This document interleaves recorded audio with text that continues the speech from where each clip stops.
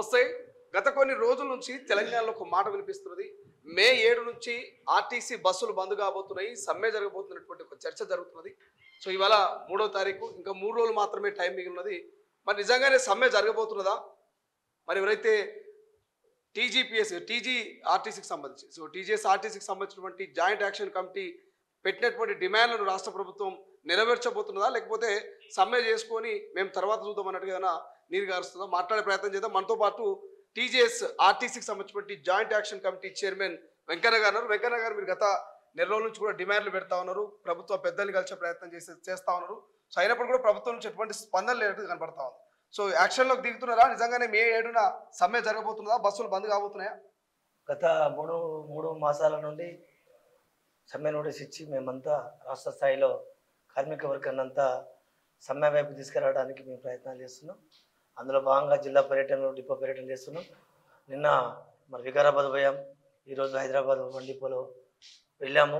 అక్కడక్కడ రాష్ట్ర వ్యాప్తంగా మా శ్రేణులు మొత్తం రాష్ట్ర వ్యాప్తంగా మరి ఆ ఏర్పాట్లలో ఉన్నాం.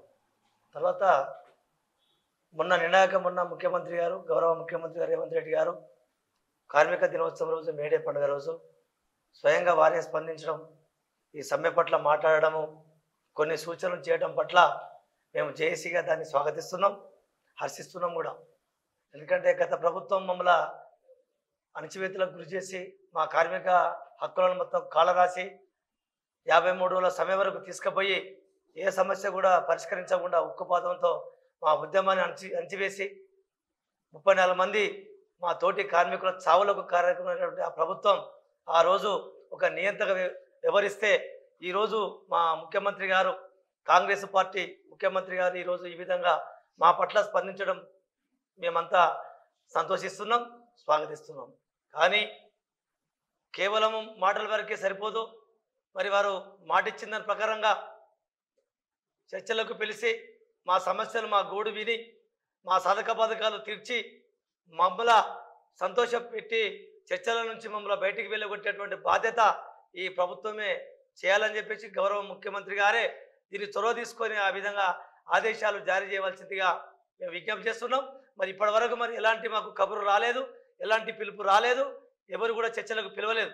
మేము ఎప్పుడు పిలిచినా చర్చలకు వెళ్ళడానికి ముఖ్యమంత్రి గారి సూచనలు తప్పకుండా పాటించడానికి మేము సిద్ధంగా ఉన్నాం. ఎటువంటి డిమాండ్స్ ఉన్నాయి? ప్రధానంగా కార్మికుల డిమాండ్స్ ఏంటి?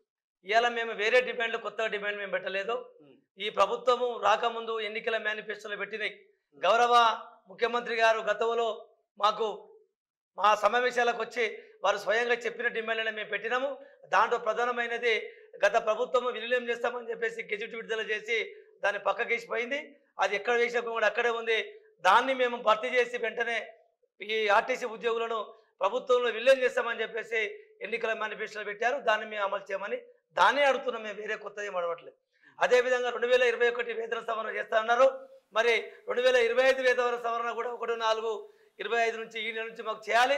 ఇలా 2 వేతన సవరణలు చేసే సమయం వచ్చినప్పటికీ మేము ఒక్కటన్నా కనీసం 2021 వేతన సవరణ చేస్తే మాకు ఆర్థిక ఇబ్బందులు చాలా ఉన్నాయి, కొంతవరకు మెరుగుపడుతుందని చెప్పేసి మేము భావిస్తున్నాం. వాటిని చేయమంటున్నాం. అది కూడా వాళ్ళ ఎన్నికల మేనిఫెస్టోలో పెట్టింది. తర్వాత ఆర్టీసీని విస్తరించమని చెప్పారు. ఈ ఆర్టీసీని విస్తరించడానికి మరి ప్రైవేట్ ఎలక్ట్రికల్ బస్సులు పెట్టడం వలన ఆర్టీసీ కుసించిపోయి ప్రైవేట్ వైపు పోతుంది. కాబట్టి ఆ ఆర్టీసీని ప్రైవేట్ పరం చేయడానికి కాకుండా ఆ బస్సులనే ఆర్టీసీకి కొనిచ్చి మరి దానివల్ల ఉపాధి అవకాశాలు కూడా ప్రజలకు కల్పించినట్టయితే ఈ సంస్థ 10 కాలాల పాటు పచ్చగా ఉంటుంది. కాబట్టి అటువైపు వెళ్ళాలని చెప్పేసి కూడా మేము అడుగుతా ఉన్నాం. ఇదే ప్రభుత్వం మరి యూనియన్ల మీద ఆంక్షలు విధించింది గత ప్రభుత్వము, వాటిని ఎత్తివేస్తామన్నారు. మరి దానికి ₹1 ఖర్చు లేదు, ఆర్థిక భారం లేదు. అటు ఆర్టీసీ యాజమాన్యానికి కానీ ఇటు ప్రభుత్వానికి కానీ ₹1 ఖర్చునేటువంటి యూనియన్లను కూడా అనుమతించకపోవడము, మొన్న మేడే రోజు గౌరవ ముఖ్యమంత్రి గారు మాట్లాడినప్పుడే వారి నోటి నుండి ఆ మాట వస్తాయని చెప్పేసి మేమంతా సంబరపడ్డం, ఆశించినాం. కానీ అది రాకపోవడం పట్ల చాలామంది కార్మికులలో, వేలాది మంది, 40,000 మంది కార్మికులలో అసంతృప్తి, అశాంతి అనేది ఏర్పడ్డది. కాబట్టి వెంటనే అటువంటి నిర్ణయాలు మళ్ళీ వెంటనే తగిన నిర్ణయాలు చేసుకోవాల్సిందిగా మేము కోరుతున్నాం. అదేవిధంగా 95% ఆర్థిక అంశాలు లేనటువంటి డిమాండ్లు పెట్టాం. అంటే యాజమాన్యము అవలంబిస్తున్నటువంటి విధానాల మీద, మాకు జరిగేటువంటి అన్యాయం మీద, అవి ఆర్థికానికి సంబంధం లేనటువంటి మా యొక్క రూల్స్ అండ్ రెగ్యులేషన్స్ మీద, మరి సర్వీస్ కండిషన్ల మీద కొన్ని డిమాండ్లు పెట్టినాము. వాటిని ఎండి గారు యాజమాన్యం కూర్చొని అధికారులు కూర్చొని పరిష్కారం చేసుకోవచ్చు. మరి దాని పట్ల కూడా ముఖ్యమంత్రి గారు సరైనటువంటి సూచన అధికారులకు చేయవలసిందిగా మేము విజ్ఞప్తి చేస్తున్నాము.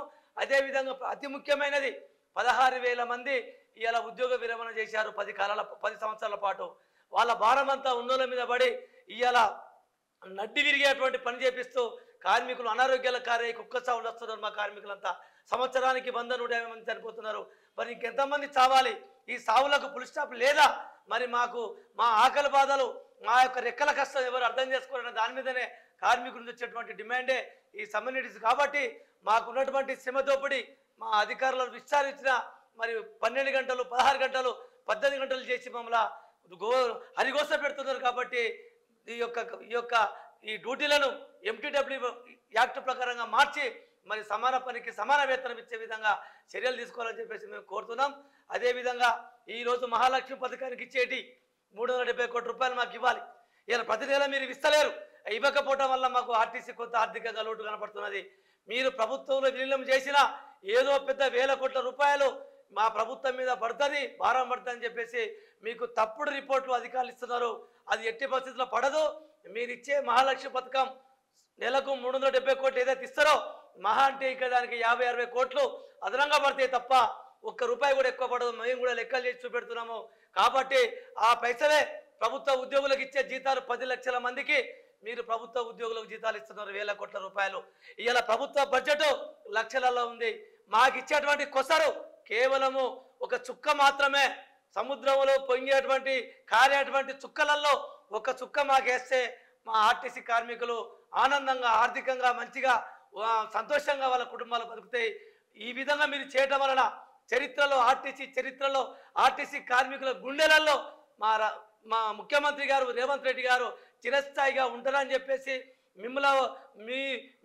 మీకు ఎల్లప్పుడూ మేమంతా మరి రుణపడి ఉంటామని చెప్పేసి మీకు అన్ని విధాలుగా మేము ఆర్టీసీ కార్మికులంతా విధేయులుగా పనిచేస్తారని చెప్పేసి మా కార్మికుల పక్షాన మీకు కోరుకుంటూ మీరు పెద్ద మనసుతో అర్థం చేసుకొని మా ఆకలి బాధ అర్థం చేసుకొని మా యొక్క ఆర్టీసీ ఉద్యోగుల ఆక్రమణను అర్థం చేసుకొని కన్నిటి బాధను అర్థం చేసుకొని మీరు పెద్ద దిక్కుగా పెద్ద మనిషిగా మా యొక్క బాధలు తీస్తారని చెప్పేసి కొండంత ఆశ చూస్తున్నాం. అటువైపు మీరు చర్యలు తీసుకోవాలని కోరుకుంటూ Eeduru Venkanna JC chairman. RTC MD Sajjanar కానీ లేకపోతే రవాణా శాఖ మంత్రి పొన్నం ప్రభాకర్ కానీ స్పందించిరా? వాళ్ళని మీరు కలిసే ప్రయత్నం చేసిరా? డిమాండ్లు ఏమని చెప్పిరా వాళ్ళకి? మేము రవాణా శాఖ మంత్రి గారిని కలవని సంఘం లేదు, చెప్పని నాయకులు లేడు. ఇలా చాలాసార్లు వినతి పత్రాలు ఇచ్చాం, చాలాసార్లు ఎండి గారికి ఇచ్చాం, దశల వారి ఉద్యమాలు చేశాం. ఏదైనా అసలు ఒక యాజమాన్యము సిస్టమేటిక్గా గతంలో ఒక ట్రేడ్ యూనియన్ సంఘంగా ఒక నోటీస్ ఇస్తే ఆ నోటీసు మీద వెంటనే స్పందించి మరి పారిశ్రామిక వివాదాల చట్టంలో ఉంది, ఒక లేబర్ యాక్ట్లో ఉంది. ఒక ట్రేడ్ యూనియన్ సంఘం ఒక నోటీస్ ఇస్తే ఆ నోటీసు మీద వెంటనే యాజమాన్యం స్పందించాలా, పిలిచి మాట్లాడాలా, మీ సమస్యలు ఏంటి, మీ కష్టాలేంటి, మీరు ఎందుకు నోటీస్ ఇచ్చారని చెప్పేసి పిలిచి మాట్లాడాలా. ఇంతవరకు మాట్లాడేటువంటి దాఖలాలు ఈ యాజమాన్యం చేయట్లేదంటే మరి గత ప్రభుత్వ విధానాలనే ఈ ఆర్టీసీ యాజమాన్యం కూడా నియంత విధానాలు అవలంబిస్తున్నట్టుగా మేమంతా భావిస్తున్నాం. అదే ట్రాన్స్పోర్ట్ మినిస్టర్ గారు కూడా చాలా వినతి పత్రాలు ఇచ్చాం.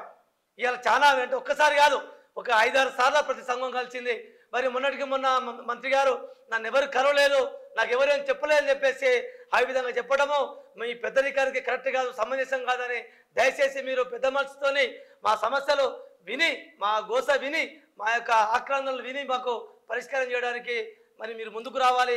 లేనట్లయితే మీరు మభ్యపెట్టి మమ్మల్ని వేరే రకంగా మాకు అన్యాయం చేసేటువంటి పరిస్థితి కనుక మీరు తీసుకొచ్చి మీరు అదే విధంగా కొనసాగితే మట్టుకు మా కార్యాచరణ యథావిధిగా సాగుద్దని చెప్పేసి మేము తెలియజేస్తాం. ఒకటే కమిటీ ఇట్లా ఈ రకంగా సంఘాలు ఒకటే సంఘం యాక్షన్లోకి దిగుతుందా? ఆర్టీసీలో ఉన్నటువంటి అన్ని సంఘాలు యాక్షన్లోకి దిగుతా ఉన్నాయి. ఈరోజు మేము 7 సంఘాలుగా యాక్షన్లో దిగాం. 7 సంఘాలు ప్రధాన సంఘాలుగా. ఇలా కొన్ని సంఘాలు కేవలం దాటవేత దూరితో ఉన్నాయి తప్ప అటు ఇటు కాకుండా మధ్యవర్తిత్వంగా తటస్థంగా ఉన్నాయి తప్ప వాళ్ళు సమ్మెకు వ్యతిరేకమని చెప్పట్లేదు, సమ్మెకు మద్దతు అని చెప్పలేదు. కొన్ని సంఘాలు సమ్మెకు మద్దతుగా ఇస్తామని చెప్పేసి కార్మికులకు సంకేతాలు ఇచ్చినాయి.